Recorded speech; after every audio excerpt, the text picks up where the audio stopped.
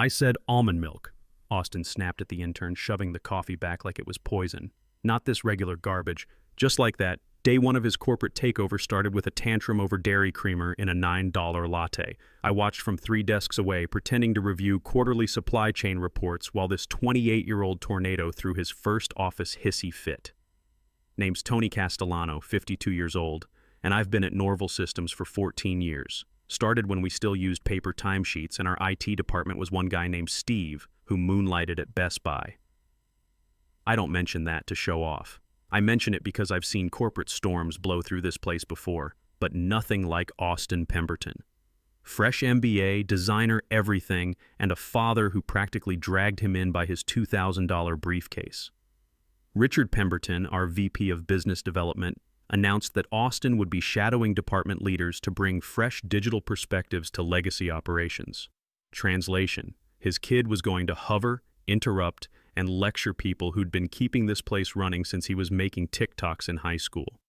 By 2 p.m. that first Monday, Austin had already reorganized our project board, removed my team lead's name from a presentation, and asked in a meeting if I'd ever considered early retirement. I smiled. Only every Monday morning. He laughed, thinking I was joking. I wasn't. At first, I figured this was just another corporate fashion show. You know the type. Flash over substance, buzzwords over results. Austin had them all: synergize, disrupt, optimize, digital transformation. He peppered every sentence with that self-satisfied grin that made you want to staple your own ears shut. But by Thursday, he was making real moves. He invited himself into a defense contract review I'd been managing for 6 weeks, insisted on co-presenting, and pitched them some streamlined efficiency cascade that made zero operational sense. When the client pushed back, he blamed our legacy systems, which apparently meant me and my team. I kept my face neutral. After 20 years in the Army and another 14 in corporate America, I'd learned that the quietest guy in the room usually remembers the most. And brother, I was remembering everything. Every passive-aggressive email, every time he called me big guy in meetings, every eye roll when I asked for actual data instead of PowerPoint poetry. See, here's what Austin didn't know about my background. I spent 2 decades as a logistics specialist in the Army, got out as staff sergeant, and maintained my security clearance specifically for defense contract work. The Griffin Technologies account I managed was worth $15 million annually. The North Star defense contract brought in another $8 million. My department handled $25 million in operations budget, and I knew every supplier, every delivery schedule, and every cost variable by heart. Austin saw an old guy who talked slow. I was actually a walking database with clearance levels he couldn't touch. By week 2, he'd reassigned 3 of my staff to his innovation projects and started adding his initials to our budget requests. That's when I began forwarding copies of my emails to a private encrypted folder. Call it insurance. Old military habit. Always keep your after-action reports clean and documented. I wasn't stupid. People whispered in the break room, "He'll burn out in a month, just wait it out." But I'd seen what happens when you underestimate ambition wrapped in daddy's credit card. Something about the way Austin moved, chomping gum during client calls, forwarding confidential defense docs from his iPhone, calling our CFO dude, told me this wasn't going to fade quietly. This wasn't just another VP's kid testing the waters. This was a demolition crew in Italian leather, and he had his sights set on dismantling everything I'd built. The thing about guys like Austin is they mistake politeness for weakness. When I said, "Yes, sir," or "I'll look into that," he heard submission. What he should have heard was a man with 20 years of military discipline choosing his battles carefully. I'd been documenting everything since day one, not because I was paranoid, but because in the Army we called it intelligence gathering. Every edit Austin made to shared documents got logged. Every policy he claimed to update got time-stamped. When he started hosting innovation workshops with junior staff, basically loyalty tests where anyone not invited got marginalized, I quietly saved the attendance lists and follow-up assignments. The real red flag came when Austin somehow gained access to classified sections of our defense contracts. These were documents requiring secret clearance, which he definitely didn't have. I'd spent years building relationships with our security compliance officer, so I knew the protocols. Austin was either breaking federal law or someone was helping him break it. I sent a casual email to our security team. "Hey folks, just checking. Has anyone updated the clearance access for the Griffin and North Star accounts? Want to make sure our compliance is tight. The response came back in 20 minutes. No changes to authorized personnel list. All access restricted to cleared individuals only. That's when I knew Austin was playing way out of his league. He wasn't just stealing credit or undermining authority. He was potentially committing crimes. And Daddy's VP title wouldn't protect him from federal investigators. I started a new folder on my encrypted drive, Security Violations Documentation. Every time Austin accessed classified materials, every screenshot he took with his phone, every confidential document he forwarded, it all went into the file with timestamps and source tracking. The funny thing about military training is it teaches you patience. You don't just react to enemy contact. You observe, gather intelligence, identify weaknesses, then strike when you have overwhelming advantage. Austin thought he was hunting me. Really, I was studying him like a target acquisition exercise. And the target was painting himself bright red every single day. The first time Austin crashed one of my team meetings, he brought donuts. That's how it always starts, right? Bribery in frosting form. He waltzed in like he owned the oxygen, dropped the box on our conference table and said, "Don't mind me, just here to observe and learn." That was the lie. By week 2, he wasn't observing anymore. He was sitting at the head of my table, hijacking agendas, correcting my people mid-sentence, and drawing nonsense on the whiteboard like we should all feel grateful to witness his genius. He once sketched a flowchart shaped like a pyramid and called it the velocity funnel. My logistics coordinator whispered, "That's just a triangle." Didn't matter. Austin wasn't there to learn, he was there to perform. His favorite trick was making people disappear. Started small. My calendar invites went missing. My name got dropped from email chains. I'd ask about a document we were waiting on, and someone would say, "Oh, Austin handled that already." Handled meaning he'd blown it up and left glitter in its place. Here's where the timeline gets important. About 6 weeks before Austin arrived, I'd started working on a comprehensive proposal for our defense contract operations. Project Cornerstone, a complete restructuring of our fulfillment pipeline. I'd been putting in 2 hours every night after work, running cost projections, efficiency models, even consulting our underused SAP modules that nobody else bothered learning. The whole thing would shave 12% off our $25 million operations budget without layoffs. Practically alchemy in this economy. But here's the key detail. Austin had no idea this project existed. It was my personal initiative, stored on my encrypted drive, never mentioned in meetings. I tried the professional route first, scheduled a one-on-one with Austin to align expectations. He showed up 20 minutes late, chewing gum, and said, "Don't stress, Tony. I've already got a read on your department." A read, not an analysis, not a strategy brief, a read. Like he was picking paint colors, not evaluating $25 million in annual operations. Then came his nuclear option. My access to the Griffin and North Star defense contracts, accounts I'd managed since their inception, vanished overnight. No warning, no handoff meeting, just gone. When I tried logging in, the system said access denied. I walked down to IT. Steve, still there after all these years, gave me that look people save for lost dogs and canceled flights. "Sorry, Tony. Access groups got updated this morning. VP's office requested it directly." VP's office, not Austin's name. Just the shadow of Daddy's title, swinging behind him like a wrecking ball in a $3,000 suit. Now here's where Austin made his biggest mistake. He didn't just want my access, he wanted my work. Somehow he'd gotten wind of Project Cornerstone, maybe through one of my reassigned staff members, maybe through document scanning software, but he knew I had something valuable cooking. I cornered Richard Pemberton in the hallway that afternoon. Politely, calmly, like a man who knew every word could be recorded and forwarded before he finished speaking. Richard blinked behind his designer glasses. "Oh, that. I'm sure it's just a systems update. Austin's learning the ropes. Sometimes things shift during organizational evolution. Evolution. Corporate speak for we're letting my kid play with the controls and hoping nobody gets crushed. That's when I made a decision that would save my career and destroy his. I contacted our security compliance officer directly. Not through channels, not through my supervisor. Direct communication. "Hey, Sarah, this is Tony Castellano. I need to report a potential security violation. Someone without proper clearance has been accessing classified defense contract materials." I kept it professional, factual. No emotions, no accusations, just data. Sarah's response was immediate. Send me everything you've documented. We'll need to investigate immediately. See, this is where Austin's privilege became his weakness. He'd grown up believing rules were suggestions, that daddy's influence could fix any problem. But federal security violations aren't corporate politics, they're criminal matters. And his father's VP title meant nothing to Department of Defense investigators. Next morning, my team lead Patricia pulled me aside. Austin just overrode the logistics tracker for our Q4 shipments. Put in his own vendor without running cost analysis. I didn't even flinch. Just opened my laptop and started quietly downloading access logs. Every edit, every permission change, every overwritten note. Tagged them with timestamps and file paths. Saved them in my encrypted archive. But here's the beautiful part.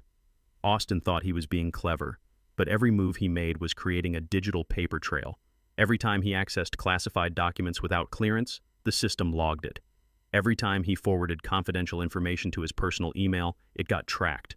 Every unauthorized vendor change, every budget modification, all of it documented automatically. I wasn't just building a case anymore, I was watching Austin build his own prison cell, one security violation at a time. The breaking point came during a client call with North Star Defense. Austin had somehow convinced them to let him present efficiency improvements for their contract. I sat in the corner, officially excluded but technically still responsible for the account. Austin clicked through slides that looked suspiciously familiar. Same data layout, same cost projections, same workflow diagrams I'd spent 6 weeks developing. He'd stolen my Project Cornerstone proposal, changed the name to Phoenix Initiative, and was presenting it as his own work to a client who required security clearance to even enter the building, the North Star. Procurement officer, a retired colonel named Williams, asked pointed questions about implementation timelines. Austin fumbled through answers with corporate buzzwords. It's a top-down synergy matrix with agile adaptability baked into the stakeholder optimization curve. Colonel Williams looked confused. Son, are you telling me you can reduce our fulfillment costs by 12% without impacting delivery schedules? Austin nodded confidently. Absolutely. The metrics are solid. And you developed this analysis yourself? Yes, sir. Lots of late nights and determination. That's when I made my move. I pulled out my phone and started recording. Not obviously, just setting it on the table like I was checking messages. But I captured every word of Austin claiming credit for classified work he'd stolen from someone with proper clearance. After the meeting, I had everything I needed. Video evidence of Austin presenting classified material without authorization, audio recording of him claiming credit for stolen intellectual property, and a digital trail showing exactly when and how he'd accessed documents above his clearance level. Game over. Austin just didn't know it yet. It started with sideways glances. Not the usual office gossip kind. These were strategic, calculated, like people had been briefed to see me differently. My team got quiet when I walked into rooms. Slack threads that would normally include me suddenly scrolled on without my input. Conversations paused and pivoted when I approached. Then came the HR wellness check. Just touching base, chirped Nicole from HR one Tuesday morning, clutching her notepad like it contained nuclear launch codes. We've had some feedback. Nothing formal, just a few colleagues expressing concerns. Concerns? I kept my voice level, my expression softer than butter. She crossed her legs. That maybe you've been under pressure lately, slower to adapt to some of the operational changes we're implementing. There it was. I leaned back and smiled. Not warmly, just smiled. I'm not overwhelmed, Nicole. I'm observing. She blinked. Observing? Yeah, watching how things develop. She scribbled something. Probably Tony ill potential problem, speaks in riddles. I knew exactly where this was coming from. Austin had been working the hallways, framing me as the old guard, the legacy deadweight holding back innovation. He's nice, I'd overheard him say near the elevators, but slow. Doesn't get how fast business moves now. Rich, considering I once processed 3 contract modifications, while he spent an entire afternoon picking fonts for a pitch deck. But rumors, repeated enough, turn into truth. And Austin was smart about it. Never directly accusatory, just lots of concerned tones and loaded compliments. Tony has great institutional memory. Like, he remembers how we did things 10 years ago. Isn't that something? He'd call me big guy in meetings, pat my shoulder when I made suggestions, pretend it was affectionate. It wasn't. The real power play was his. Innovation workshops, brainstorming sessions with junior staff, Anyone invited felt too afraid to decline. Anyone not invited got marginalized. 3 of my top analysts were quietly reassigned to stretch roles according to Austin's memos. One burst into tears in the stairwell after being told she wasn't agile enough for the future we're building. I didn't confront him. Instead, I logged every roster change, every document he touched, every policy he claimed to optimize. Then I sent a cheerful email to Steve in IT. Hey buddy, for compliance purposes, can you send me the full audit trail of document edits in our operations folder over the past 90 days? Just want to make sure everything's aligned. Steve replied in 6 minutes. Military guys, stick together. By Friday, I had a clean stack of PDFs showing every time Austin retroactively edited shared files, often after deadlines had passed. In one document, he'd changed projected margins just enough to match his proposal claims. In another, he'd altered delivery schedules to make his vendor recommendations look more attractive. Sloppy, obvious, criminal. But I didn't escalate yet because if you escalate too early, they call it emotional. I wanted patience and receipts. Let Austin run his whisper campaign. Let him play CEO while Daddy protected him from consequences. He was counting cards with a marked deck, thinking nobody was watching. Meanwhile, my security violation report was working its way through official channels. Sarah from compliance had forwarded my documentation to DoD investigators. I got a call Thursday afternoon from a woman who identified herself as Agent Martinez, Defense Criminal Investigative Service. Mr. Castellano, we've reviewed your submission regarding unauthorized access to classified materials. We'd like to schedule an interview to discuss your observations. Yes, ma'am. Happy to help. One more thing. Until this investigation concludes, please don't discuss these matters with anyone at your company, including your supervisor. Understood. That's when I knew Austin had stepped way over the line. DCIS doesn't investigate minor policy violations.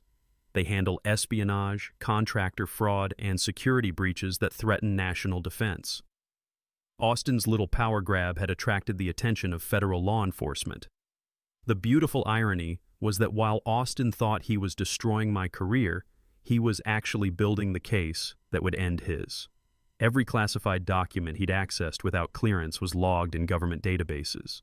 Every time he'd forwarded defense contract details to his personal Gmail account, it created a permanent record. Every vendor he'd tried to substitute without proper vetting had triggered security alerts. I spent that weekend organizing my evidence files, not just the workplace harassment and stolen proposals, but the security violations that would put Austin in federal prison. Timestamps showing when he accessed Griffin Technologies' classified testing protocols. Screenshots of him forwarding North Star Defense's proprietary weapon specifications to unauthorized email addresses. Recorded conversations where he discussed classified contract details with people who had no clearance. Austin thought this was about office politics. Really, it was about national security. And guys like him don't get to plea bargain with the Pentagon. Monday morning brought an unexpected twist. Austin called an all-hands meeting to announce his promotion to Director of Digital Strategy. Richard Pemberton stood beside him, beaming like a proud father at graduation. As we continue evolving our operational framework, Richard said, Austin will be taking point on all technology integration initiatives. Translation, they were making his reign official before anyone could object. Austin stepped up to the podium, confident as a game show host. I want to thank everyone for their patience during this transition period. Change is never easy, but it's necessary for growth. He looked directly at me. Some of our legacy team members have struggled to adapt to new methodologies. That's natural, but we can't let nostalgia hold back progress. Legacy team members.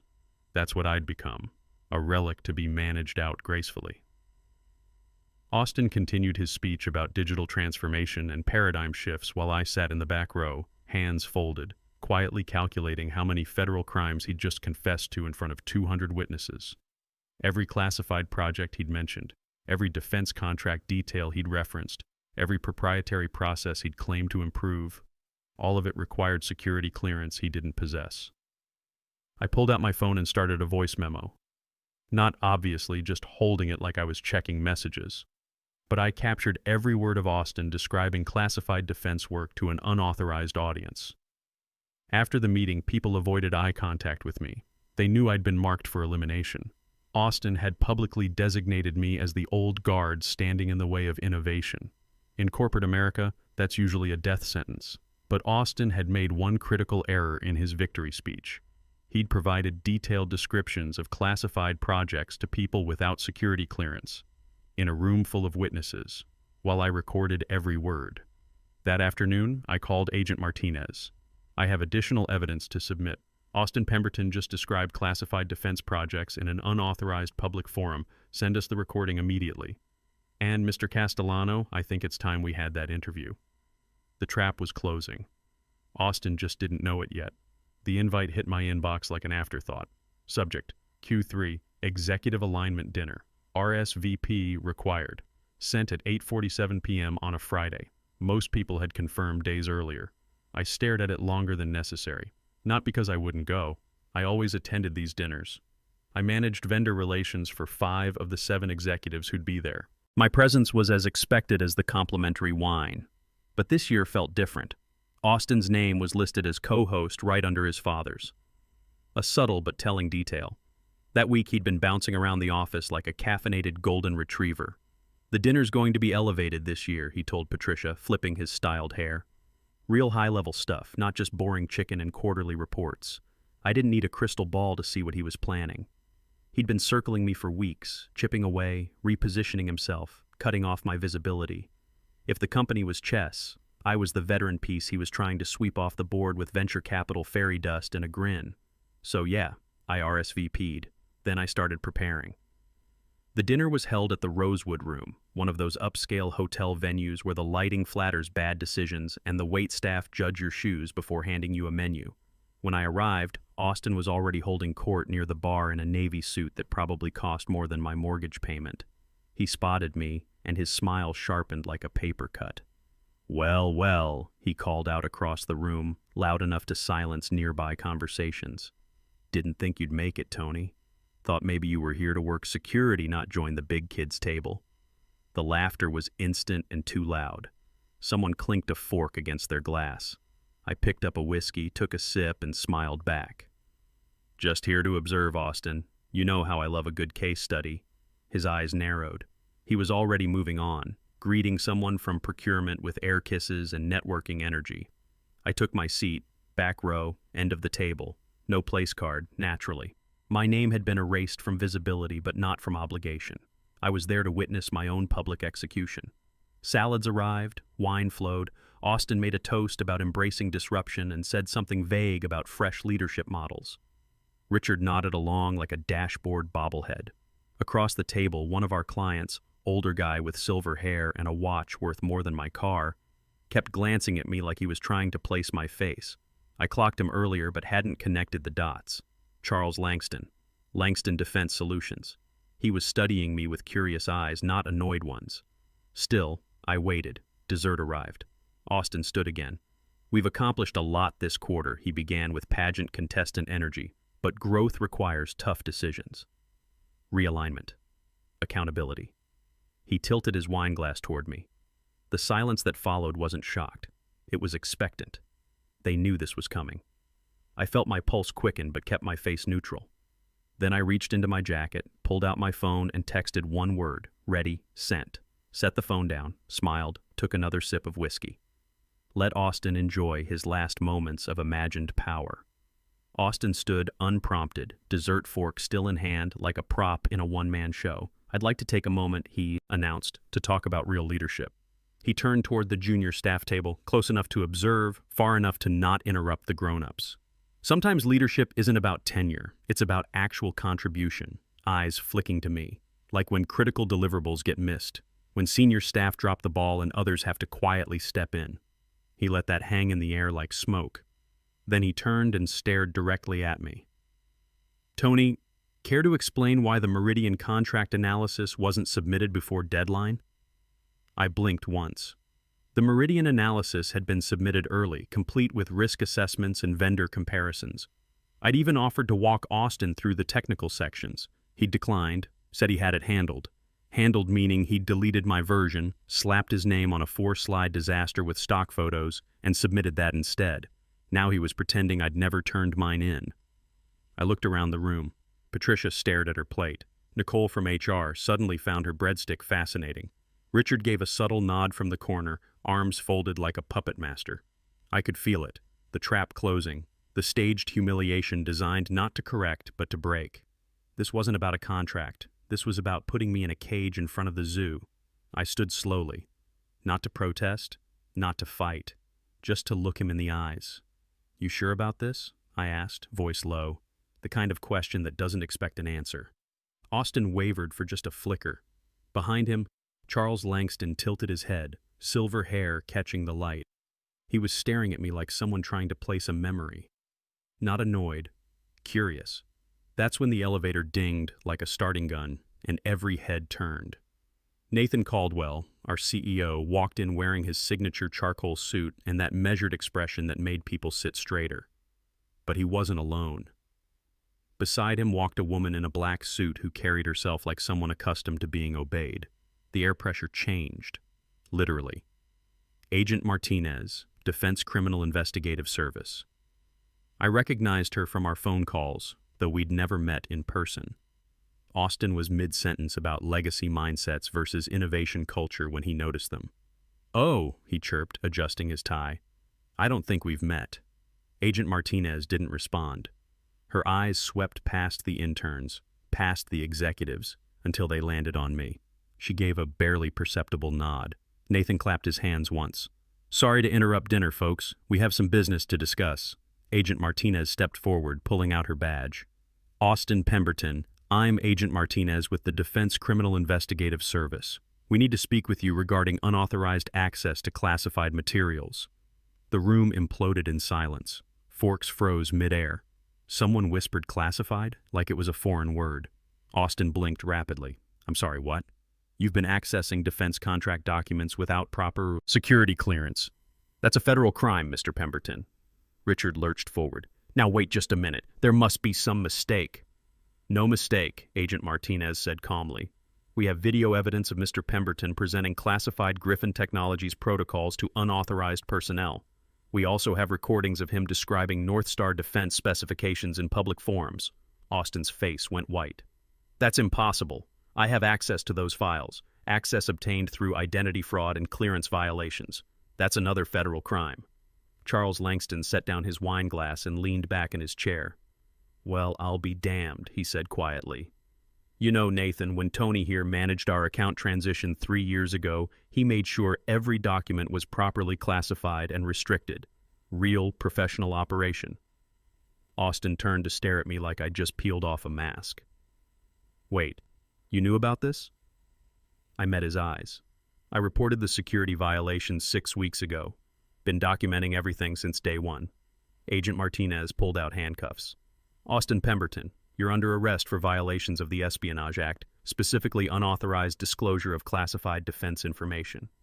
As they led Austin away, Richard tried to follow, shouting something about lawyers and wrongful arrest. But Agent Martinez had one more surprise. "Richard Pemberton, you're also under investigation for conspiracy to commit espionage. We'll be in touch." The room sat in stunned silence as both father and son were escorted out. Nathan turned to address the remaining guests. "Ladies and gentlemen, I apologize for this disruption. As of tomorrow morning, Tony Castellano will be assuming expanded responsibilities for all defense contract operations." He walked over to where I was standing. "Everything good, son?" And just like that, 15 years of keeping our family relationship quiet came to an end. The room buzzed with whispers as people finally connected the dots. Monday morning arrived with federal agents interviewing staff and Austin's access badge deactivated permanently. By noon, the news had spread through the defense contractor community. Austin Pemberton, former director of digital strategy, was facing 20 years in federal prison for espionage. I got offered Richard's VP position, full title, and salary. But I turned it down, told Nathan I'd rather stay where I was, managing operations and keeping our security tight. Some fights you win by throwing harder punches, others you win by letting your opponent punch himself unconscious. Austin thought he was burying me. Turns out he was just digging his own grave, one security violation at a time.